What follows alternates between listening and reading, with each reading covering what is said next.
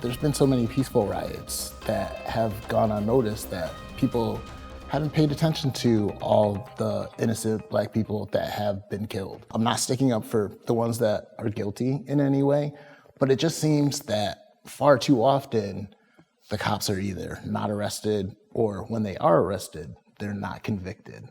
We have approximately 850,000 sworn law enforcement officers in America. 0.01%, that's the number of complaints that are out there. Now, annually, there are more than 300 million contacts with law enforcement. There are 10 million investigations approximately into 1.2 million violent felonies. Now, in 2019, there were 1,003 killings of individuals by law enforcement. Out of those, 250 were Black individuals, 405 were white individuals.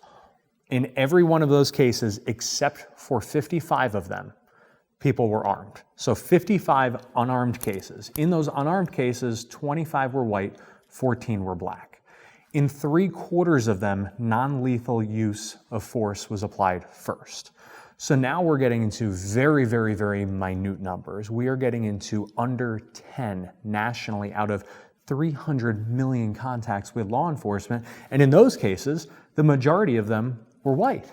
Now, the argument is made statistically of, listen, Black individuals only make up 13% of the population. However, they also constitute 44% of violent crime and 55% of murders.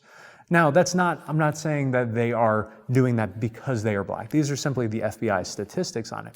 Now, if you look at it based on that, it means that there are naturally going to be more contacts with police officers. We all understand that what happened to George Floyd was horrific. And I always thought in my head, as tragic as that was, it was going to start these conversations like now in a positive fashion. Instead of within 60 days, they've passed new legislation.